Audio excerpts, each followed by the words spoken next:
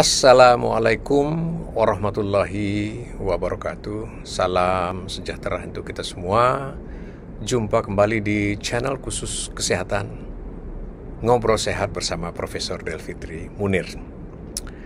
Penonton sekalian, pada episode kali ini kita akan membicarakan sebuah penyakit yang cukup mengganggu ya, tapi berhubungan juga dengan penyakit lain.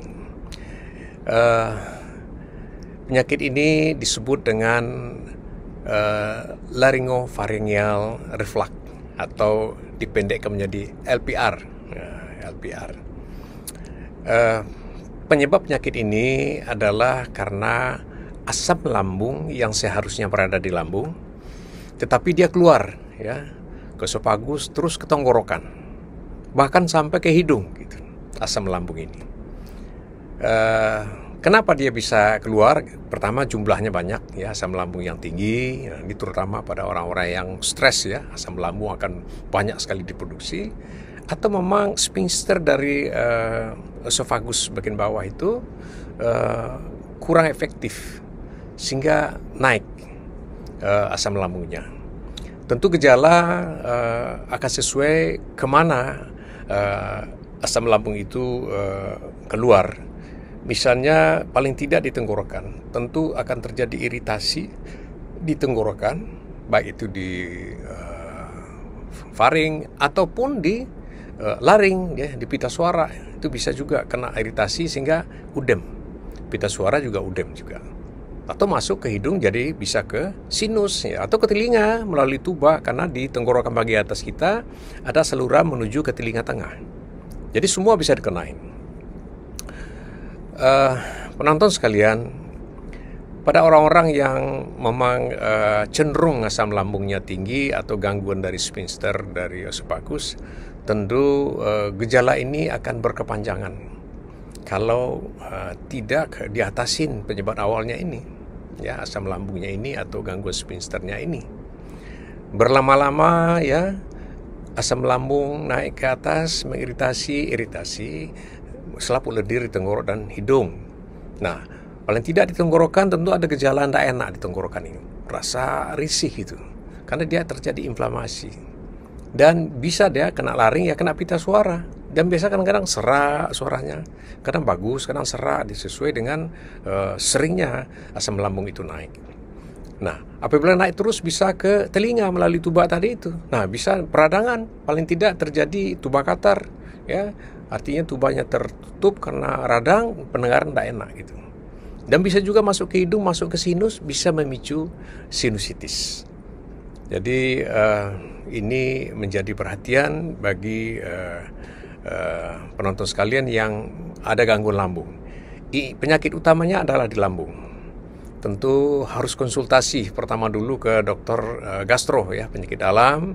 Bagaimana supaya asam lambung ini tidak overproduksi atau sphincter itu kita kembalikan normal lagi.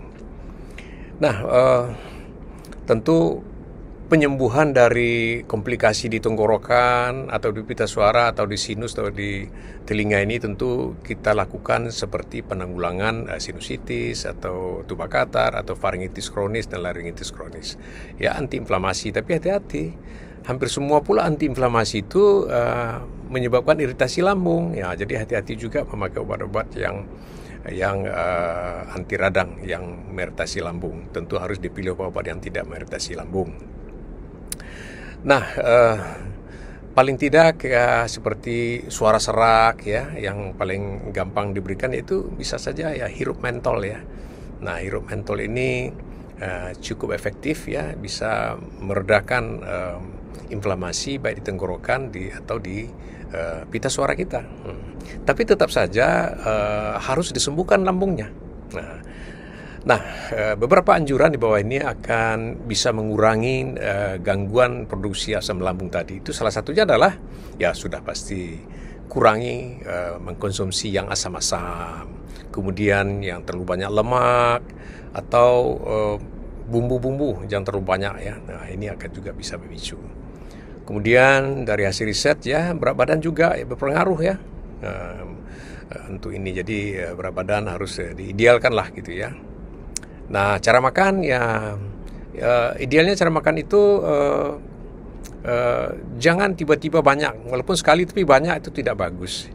Biarlah sering tapi sedikit-sedikit, ya 3 kali atau 2 kali tapi jumlahnya jangan terlalu banyak. Ini rekomendasi dari beberapa penelitian. Dan tidak merokok, ya. Kemudian alkohol dan kopi juga bisa memicu.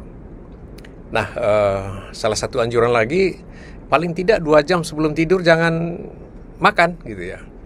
Karena di lambung kita ini kan 2-3 jam makanan ini berada di lambung kita. Nah, kalau kita tidur, nah tentu ini akan memudahkan isi lambung kita bisa naik ke esofagus dan bisa naik ke tenggorokan karena isinya lagi penuh gitu. Jadi paling tidak 2 jam sebelum tidur jangan makan. Dan anjuran satu lagi adalah ketika tidur, ya tinggikan kepala dan bahu.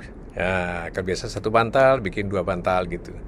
Sehingga terutama yang sphincter yang kurang efektif tadi ini bisa diatasi dengan ini. Ya, tentu berkonsultasi dengan dokter gastro penyakit dalam. Semoga bermanfaat. Salam sehat selalu. Wassalamualaikum warahmatullahi wabarakatuh.